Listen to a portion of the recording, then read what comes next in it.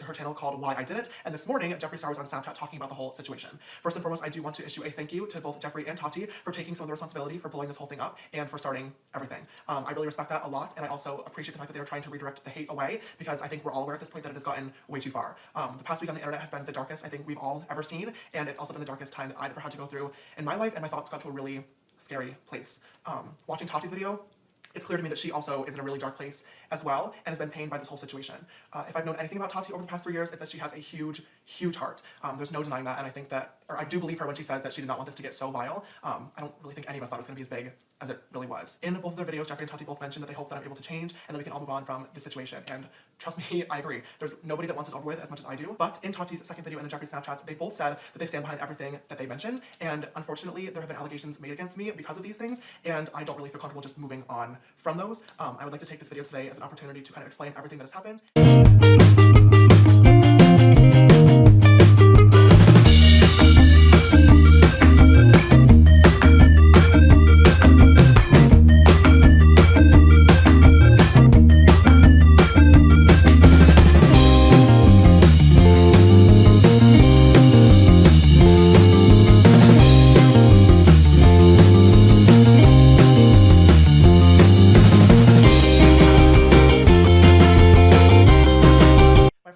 Coachella weekend 1 from April 11th through 15th, and I had an artist pass provided to me by a brand. We had a really, really good weekend. I mean, you guys saw the Snapchats, Instagram pictures, and outfits, and my video. It was really, really fun, and we will definitely never forget it. But at Coachella, I had drama with a boy that I had been talking with for 5 months prior, and it all kind of clouded the overall memories. Later on that very same week, on April 19th, my best friends and I in the family group chat made the last minute decision that we wanted to attend Coachella weekend 2, again, to kind of relive those memories, but boy-free. I texted my manager, Jake, that very same night, asking if it'd be possible to get us in for the next day, since it was already Friday, meaning we're missing the first day of the festival, so therefore we could only go on Saturday. Because it was so last second, we were only able to get VIP tickets, which is not the same as artist, but we had it over anyway and wanted to have a really, really good time. For those of you who may not be familiar with Coachella, I do want to quickly clarify the different passes, just because it kind of is important to this whole situation.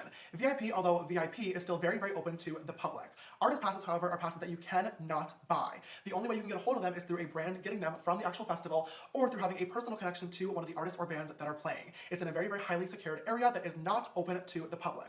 Along with artist passes, though, there's also something called a performer pass and backstage passes and a lot of other things that can keep you more protected. Keep in mind, weekend 1, I did have an artist pass. Weekend 2, I had VIP going into the situation. When we walked into weekend 2 with me and my friends on Saturday, April 20th, and Sunday, April 21st, we noticed that there was a major, major difference in the crowd. We were in the VIP section, and I started getting mobbed really, really quickly at a super unsafe capacity, because as many of you guys know, whenever we stop to take a photo, kind of other people tend to come, and it just turned into a big situation, and it honestly was not safe. I had remembered from weekend 1 that my friend Nikita, Dragon, who I was with a lot of the time, was brought by Sugar Bear Hair and had an artist pass, personal security, and backstage passes, and was very, very taken care of and safe. When I felt unsafe in the situation, I panicked, and I texted Nikita and asked her if she had a connection to the Sugar Bear Hair team that could potentially help me out. Nikita replied right away, and she gave the Sugar Bear Hair team my personal phone number, to which they reached out to me and offered to come rescue me with a pass and backstage access and security to make sure that I was okay and was able to enjoy the festival along with my friends.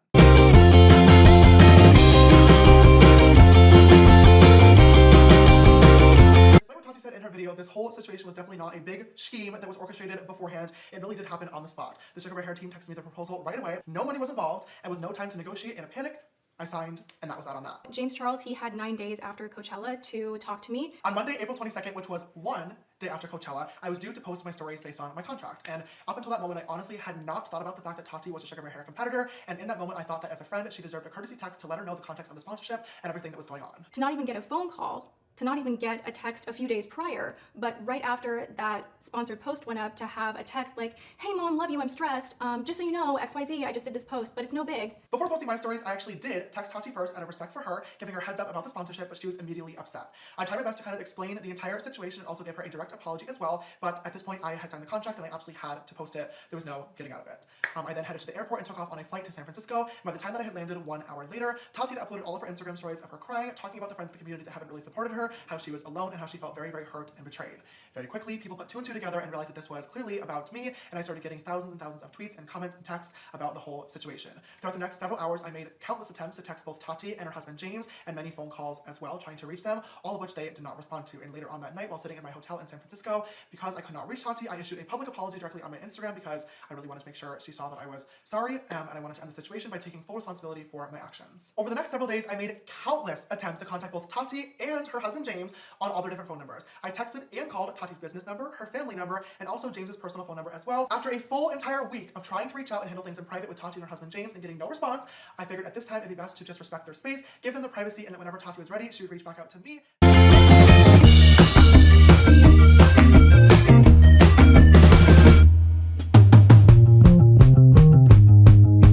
Really get a lot of action. We have probably guessed this at this point. So that being said, I have never and would never and will never use my fame, money, or power to manipulate or get any sexual actions from a guy. That is disgusting. It is not me. And the fact that Tati brought this up blows my mind because she knows the real story. The story that we're talking about here is a situation that happened when I was in Seattle for Tati's surprise party with a boy named Sam. Now, I'm going to tell you the full story since everybody seems to be leaving out literally every single detail. In Tati's video, she mentioned that she was disgusted and had to apologize to her family for me apparently saying things that I wanted to do to a waiter and then justifying those actions by saying I am a celebrity. Okay, this literally did not happen. What did happen is that me, Jeffree, Nate, and my best friend Drew all flew to Seattle to surprise Tati for her birthday on February 14th. That night, we went out to dinner with Tati and James and her whole family, and we're in a restaurant. There was a cute boy across the restaurant that I kept making eye contact with and that I was interested in. And the conversation of dating for me and Jeffree both came up at the dinner table, and we were talking about it for a very, very short period of time. The conversation never got inappropriate. Period. The boy that was involved with the story is named Sam. Now, when I originally wanted to do this video addressing everything, I did plan on crossing his name and keeping him completely private, but he has since come out and made a video of his own talking about the situation, just like Tati leaving out many, many details. But in his video and in the screenshots that I have, Sam mentioned that he was perfectly fine and found the flirting that I was doing flattering. So I'm not really sure why this got turned into something much bigger, but it simply was not. The I'm a celebrity thing is really incredibly frustrating to me because this is an inside joke between my friends and I that Tati has also participated in, and she twisted this to be something far worse than what it is. This is the joke that really is where we say I'm famous, not I'm a celebrity, and it's something that we don't say in public very often because without context, I get it, it looks and sounds really, really bad, trust me. Literally, famous is synonymous with anything good. So yeah, if my YouTube video does well one day, my friends will say, oh my god, James, you're so famous. But literally, if my friend takes a good Instagram photo, oh my god, you're so famous. If our boneless buffalo wings at Chili's are extra delicious one day, oh my god, these wings are so, so famous.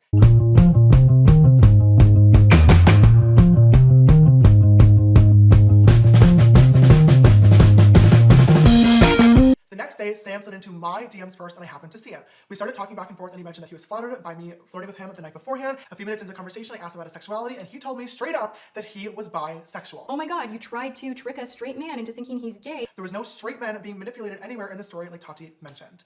Later on in the conversation, he asked when I was leaving Seattle and I told him the next morning, to which he responded, I wish we had time to hang out, and I said, hey, why don't you come over to my hotel tonight, we can watch a movie together. He said, sounds good. Later on, he messaged me first and told me, hey, straight up, I've never done anything with a guy before, I'm a little bit nervous, to which I told him there was absolutely no pressure. This is all shown in the screenshots. Sam showed up at the hotel, we watched a movie together, and we cuddled. After the movie, I asked him if he wanted to kiss, to which he said yes. All right. Note taken. After making out with Sam for over an hour, I did invite him to sleep over at the hotel. I wanted to spend more time with him, but he said that he wanted to go home and be in his own bed and think about everything that was going on because it was quite a lot, and I definitely understood and did not blame him. He then left and sent me a message afterwards thanking me for being so understanding, and I told him that I would always be there for him if he needed literally anything. Point being, everything that happened in the hotel room was 100% consensual, and this is confirmed. I said yes. By the only two parties that were actually there being myself and Sam. After this night, Sam and I continued to talk for the next several weeks. At first, it was really, really great, but I noticed that his feelings towards me and sexuality were kind of wavering quite a lot, and I came to the conclusion that he needed to figure himself out and that I needed to move on because I kept getting hurt. On Monday, May 6th, Jeffree posted this tweet to his Twitter, which I instantly started getting tagged in. After this tweet and a few other ones from him and his friends, I decided to reach out to him and ask if there was something going on that I should be aware of. He replied to me and he said that it was not about me and that it was about another brand stealing his ideas. This message was in a voice memo, which has since disappeared from the screenshot. You'll just have to believe me. I have literally no reason to lie at this point. Even though he said it wasn't about me, I still asked to talk to him, but he said he was unavailable. A few hours later, while I was getting ready for the video and get it up, and by the time I was about to hit publish, I received yet another text from Jeffree Star. I've already cleared up Sam and our night together being 100% consensual. He was absolutely not trapped in a hotel room, but Jeffree also brings up Zach. Zach is his boyfriend Nate's brother, and not only did I not pursue Zach, who identifies as mainly straight, but it was actually Jeffree who suggested that I talk to him in the first place. Zach and I talked on Snapchat for maybe a total of 10 selfies back and forth to each other. He was super, super sweet, but it was very clear to me that he was not actually interested, and the conversation stopped before anything could even get remotely flirty at all. With everything going on, I did not reply to Jeffree's text in the moment. A few days later, on Monday, I woke up again in the middle of the night from a phone call from my little brother Ian, who was very, very upset. He told me he had tweeted saying, why do people act so tough online about somebody from his hometown who was bullying him? And Jeffree Star, of all people, had quote tweeted Ian's tweet saying, why is your brother a predator? Why did you really move back to New York City? Exactly, shut the fuck up. Many people were quick to call out Jeffree for bullying a kid who had nothing to do with the situation literally at all, and he deleted the tweet. After this, I went to check my phone and noticed that Jeffree had texted me a few minutes prior, and I opened my phone to this. I really want to read this text out loud just so you all get to hear exactly what I had to read, but also so I don't miss anything. Grayson is going on camera shortly to finally tell the world how you tried to molest him and touch him in his sleep and made him uncomfortable for months, you sick motherfucker. Next, Zach will be going on camera to tell how twisted and sick you were, trying to get him to like you and then make him feel bad when he didn't want to send you photos back. Then Sam from Seattle will be joining me and Cameron to talk about you trapping him in his hotel room. You need to be locked in prison for a very long time. You need the internet taken away from you. You are a danger to society. As disgusting as it is, I have to admit, bringing up Grace and Dolan was pretty clever. At the height of all these allegations and stories going around, both of the twins unfollowed me, not wanting to be associated, and fans started speculating that the rumors could be Jeffree's tweet to my little brother Ian. Now, last but finally not least, Jeffree posted this tweet claiming he hadn't seen me since February and that Nate banned me from their home. Now, this so-called ban is the first time I'm ever hearing of this, and I just think it's really funny that Jeffree brought this up, considering the fact that he's tweeted me twice in between February and now, saying that he missed me. Regardless, he ended that tweet by saying I was a danger to society and everything in Tati's video was 100% true. Adding insult to injury, not only did Jeffree text me, but he also went out of his way to text my best friend, Drew, this lovely message, trying to turn him against me. Jeffree's messaging about me both in private and in public was hurtful, defamatory, extremely excessive, but most importantly, literally all based on lies.